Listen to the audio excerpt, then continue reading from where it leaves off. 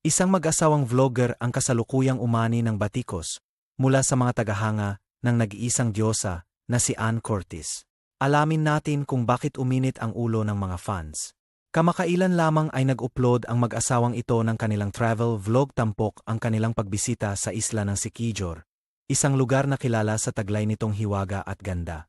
Sa kanilang video, ipinakita nila ang kanilang mga naging karanasan, mga pinuntahang lugar, at ilang mga kwentong nakalap nila tungkol sa isla na madalas ikabit sa mga kababalaghan. Subalit, hindi ito nagustuhan ng mga fans ni Ann Curtis, na matatandaang matagal nang nagpupromote ng positibong imahe ng Siquijor bilang isang paraiso at paboritong destinasyon.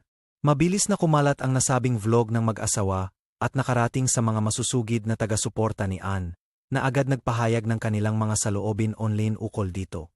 Pangunahing puna ng mga fans ay ang tila pag-focus umano ng vloggers sa mga negatibo at nakakatakot na aspeto ng Siquijor, imbes na sa taglay nitong natural na ganda. Ikinumpara ng mga netizens ang content ng mag-asawa sa mga post ni Ann na laging nagha-highlight sa kagandahan ng isla, mga waterfalls, beach at kabaitan ng mga lokal. Makikita sa mga komento ang pagkadismaya ng fans, sinasabing hindi raw nabigyang hustisya ng vlog ang totoong alindog ng Siquijor na ipinakilala at minahal nila dahil kay Ann. Talagang tila binabarag ng mga fans ang mag-asawa sa comment section.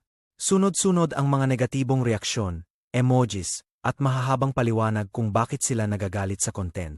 Bagamat hindi malinaw kung ano ang magiging tugon ng mag-asawa, lumutang ang isyu ng responsableng pagbavlog at ang epekto nito sa imahe ng isang lugar. Ang Siquijor, na matagal nang iniingatan ang imahe bilang Isla del Fuego, na mayaman din sa ganda, ay muling napag-usapan dahil sa kontrobersyal na vlog na ito.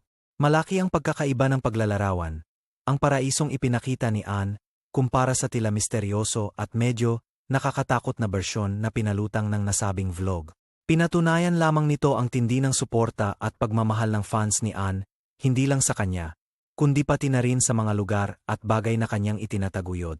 Para sa mag-asawang vlogger, tiyak na isang malaking hamon at aral ang pangyayaring ito sa kanilang karera sa paglikha ng content online ukol sa paglalakbay. Naging mainit na usapan sa mga online forum at social media groups ang insidente.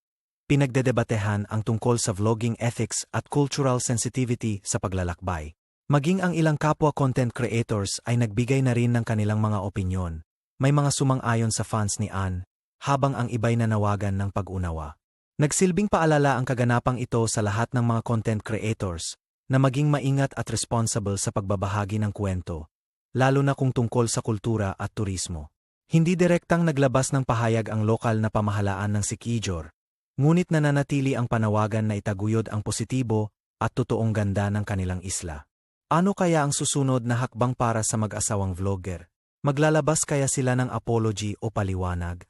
Ating abangan ang mga susunod na kabanata. Ikaw, anong masasabi mo sa isyung ito? Tama ba ang naging reaksyon ng fans ni Ann? Mag-iwan ng komento sa ibaba. Huwag kalimutang ipromote pa rin ang ganda ng Siquijor.